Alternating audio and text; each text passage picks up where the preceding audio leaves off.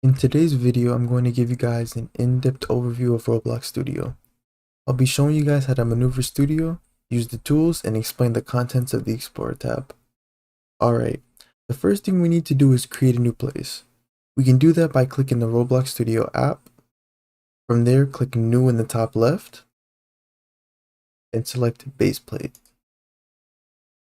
You can move by using the W, S, A, and D keys. Hold right click and move your mouse to turn your camera. Place your pointer over an object and left click to select it. Now that you know the basic controls to move around in Studio, it's time to get into the tools at the top of your screen. The copy tool lets you copy anything from a script to a model. You can then use the paste tool to insert the instance you copied. The keybind is Ctrl C for copy and Ctrl and P for paste. The cut tool lets you delete instances while at the same time it saves them to your clipboard, which you can then paste later on. The keybind is Ctrl and X. The duplicate tool clones the selected instance as well as all of the instance's properties. The keybind is Ctrl and D. The select tool lets you select objects in the workspace. You can still access the other parts of Studio if you have the tool disabled. As you guys can see, I can't access the part anymore, but I can still access other things in Studio aside from anything in the workspace. But then when I select it, then I'm actually able to select things. You can still access the other parts of Studio if you have the tool disabled. The keybind is Ctrl and 1. You are able to move objects just by using the select tool. However, a better tool for moving them would be the move tool. The move tool gives you arrows to ensure your part is moved exactly where you want it. The keybind is Ctrl and 2. The scale tool lets you change the size of a part. Simply hold left click while hovering over one of the dots and move your mouse to change the size. The keybind is Ctrl and 3. The rotate tool lets you rotate objects until you get your desired orientation. The keybind is Ctrl and 4. Collisions is as the name implies, a setting that if enabled does not allow parts to go through each other. Let me show you guys what that would look like. So if I had these two spawns, right? And if I were to enable collisions, the part would not go through. As you guys can see, the part will not go through it. It will not go through. It'll like teleport it. It'll like kind of like teleport it through. If I disable collisions, however, it'll kind of go more through it, if that makes sense. It'll kind of actually literally go through the part, if that makes sense. Or if I move it, rather, I should say. Yeah, if I move it, then it'll go through. If I enable collisions, see, it's kind of like a brick wall. Like it just won't let me move it through. If I disable it, it goes through. Yeah, sorry, I meant to use the move tool, that example. Join surfaces when enabled will automatically create a weld in new parts. A weld is sort of like an invisible rope that ties parts together. So if I enable join surfaces, and then if I was to create a new part, right, it would automatically have a weld here. And then you can't see the weld, but you can weld different parts together. A weld is sort of like an invisible rope that ties multiple parts together. The editor or terrain builder is a tool that lets you generate, import, or clear terrain. Once you've selected your desired settings, you can then click generate. Region and edit have useful tools that can help you customize your terrain. Pretty much the same as like up here when you're messing around with parts, but this is what you use to edit around different terrain and you just change it to however you want it to look. Region and edit have useful tools that can help you customize your terrain as well as do other things. The toolbox has models, plugins, audio, and more that you can add to your place to use in your game. Be careful though, some free models may contain viruses. So if you haven't heard already, Definitely be careful when you're when you're in the toolbox or in the marketplace, because any of these models could really have viruses that could mess with your game, possibly even get your game taken down. Especially if you don't know how to, if you don't understand Lua, like the scripting language, you don't understand what's on the scripts. Definitely be careful when you're using models and stuff. Now, obviously, if the model doesn't have a script, it's a less chance of it being any type of threat. But just still be careful when using free models. But yeah, you guys have like a lot to choose from. You get vehicles, buildings, um, admin commands, weapons, vehicles, scripts, like a whole bunch of things. And it's a whole lot of stuff to choose from. So definitely check out the toolbox. You can view any assets you own by selecting the second button. Here's where you would view, you see my models, it would view my plugins, literally everything. All of this stuff is everything you own, or not necessarily like you made, but just generally you own, I guess is a better way to put it. You can access assets you've recently added to your place by clicking on the clock. This is anything you've recently inserted to your place. This is pretty much more so things you got from the marketplace that you didn't like publish and stuff. This is pretty much other people's things that you just inserted into your place. You can access assets you've published to Roblox by clicking on the light bulb.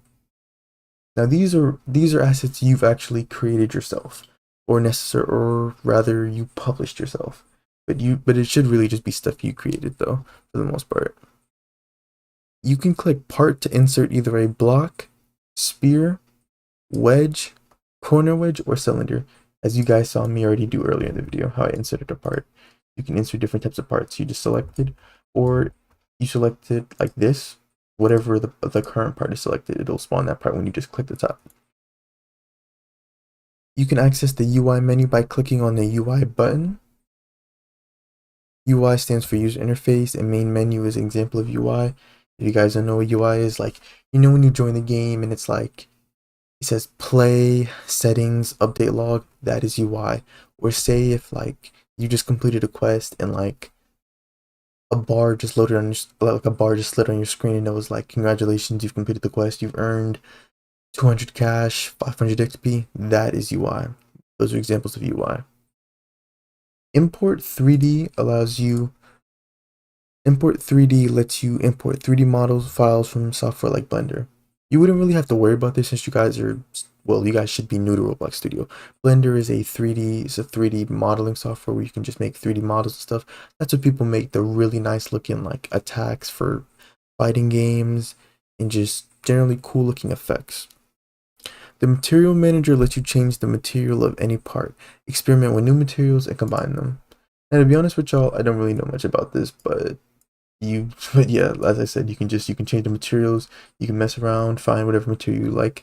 This is definitely a builder's tool. I am a scripter myself, so maybe if any builders in the comments would put any other uses for it, then they could do that. The color option is the default color of any part you create. If you want the parts you create to be red, you would select the color red. So as you guys can see, with everything I've spawned in so far, it's all the same color. It's all this, I think it's, yeah, medium stone gray. But if I were to change the color to, like a bright red, and if I were to insert a part, you see, like, the color starts off as really red. That's the default color, right? The group option lets you group parts together. It creates one giant model. So to group parts together, you would select multiple parts by holding down Control, and then you would press Control and G, or you could right click. You could right click while both of them are selected, and you could, oh yeah, group as model. You can either group it as a model or a folder, completely up to y'all. But as you guys can see, the keybind is Control and G right here. And then when you do group it together, you would see it like this. It would appear as a model, and they would both be children of it. The lock option makes it so that you're unable to click on a part. This is useful for when you're building. So say like you're building a house, right? But you're trying to work on a specific part of the house. You finish the floor, but you're trying to work on like making, I don't know, carpet. Yeah, like carpet and chairs, but you accidentally keep clicking like this certain part that's like right here. Like say if I was trying to get this little part right here, right? But I keep accidentally clicking the spawn location because it's right there. If I were to go into the properties and lock it, however, you see, I can't click it anymore. I can select everything else, but I can't click it anymore. So it's very useful for people who are generally just trying to access a certain part. and stuff, like especially when you're building. Definitely very useful. To anchor a part, to anchor a part means that it can't be moved while the game is running unless its properties are changed via a script. Okay, to kind of explain this, right? If I were to anchor this part, right? If I anchor this part, now obviously I can still move it with the, the studio editor and stuff.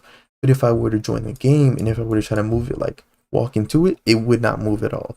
The only way this part would move is if I had a script a script that changed its properties, like that changed its position, C-frame orientation, or if I disabled its anchored property.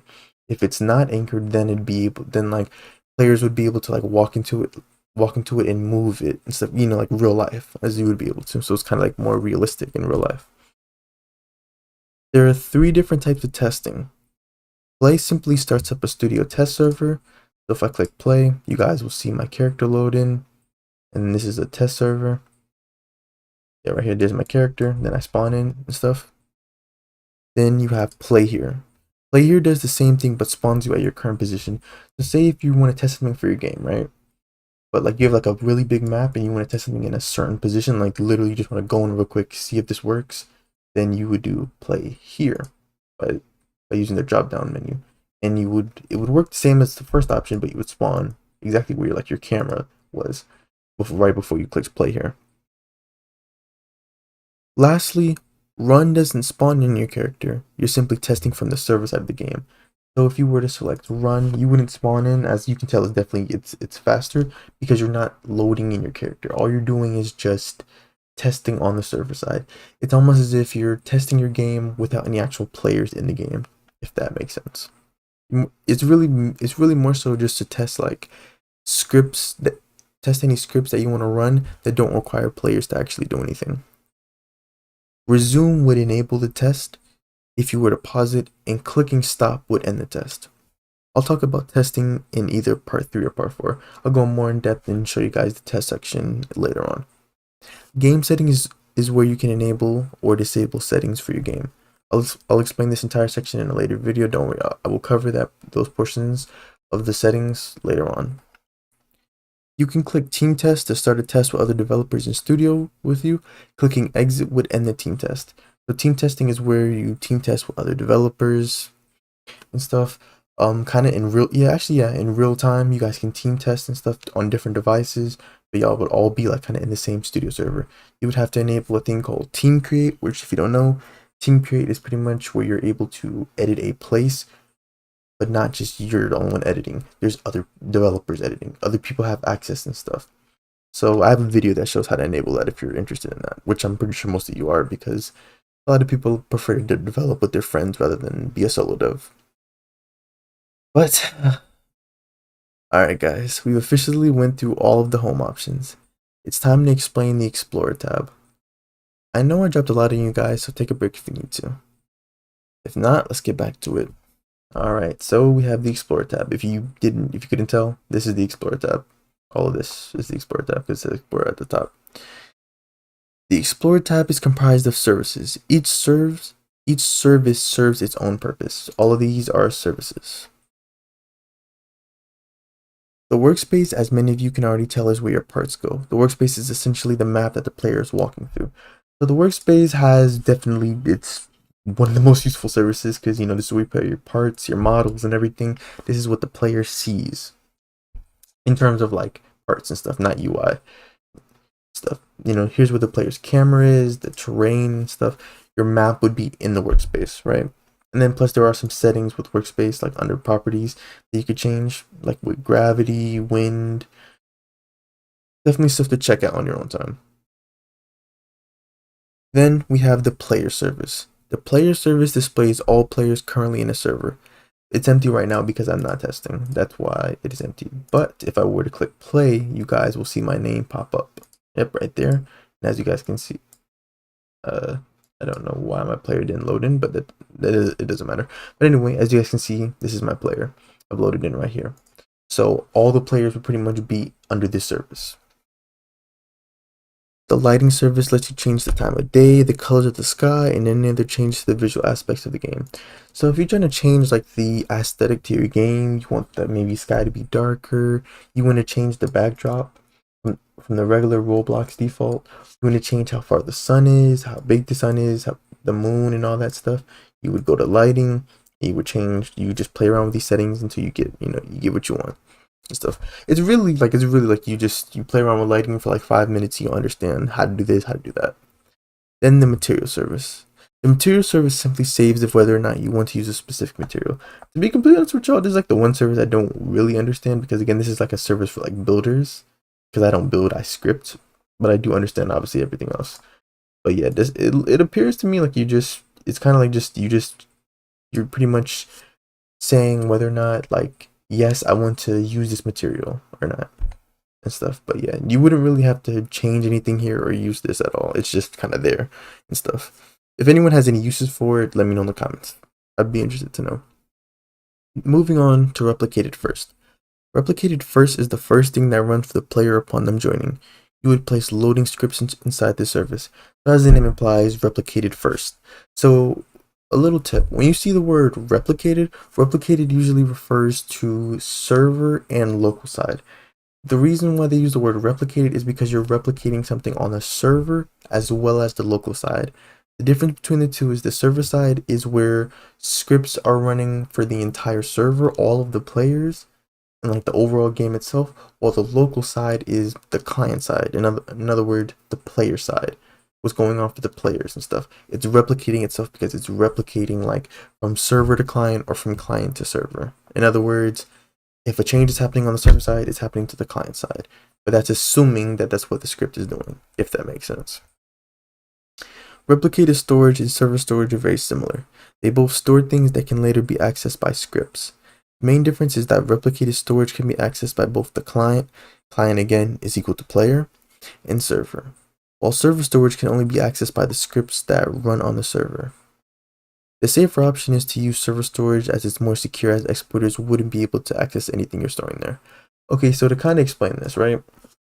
So exploiters are able to access local scripts, remote events if they're on local scripts, and they're able to access things like in replicated storage. So say if you had like, I don't know, like if you have a fighting game and you have like your abilities or weapons in replicated storage, you clone them over from replicated storage and give them to the player, an exploiter could access those. So the safer option would be to keep it in server storage, because the only things that can access the server storage would be server scripts, and exploiters can't access server scripts. This is literally not possible. To my knowledge, at least, it's not possible. But obviously, I just know that it's much safer to go with server storage. Server script services where you would place server scripts such as leader stats, admin commands, and etc. Leader stats, in other words, like data saving. You would put only server scripts or module scripts as well, but I'll get into that later on. You would never put no local scripts here because they wouldn't work. That's why you don't see it as an option. Starter GUI is where you would place GUI that the player should automatically have upon joining the game.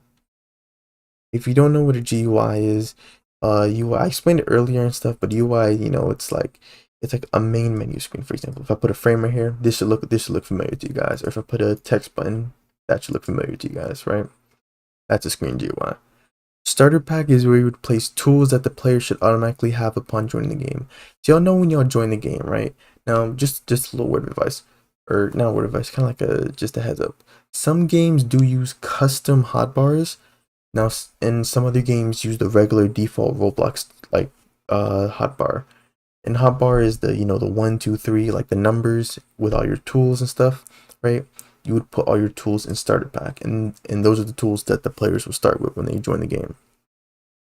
Starter player is broken up into two different sections. We have starter player scripts and starter character scripts. If you place a script in starter player scripts, it will be parented to the player. The vice versa applies to scripts in starter character scripts. So pretty much, if you want a script that runs as soon as the player's character has finished loading, you would put it here. If you want a script that runs when the player has loaded in, you would put it here. So say if you have like a script that you want to run like UI or like user input, you could just put in starter player.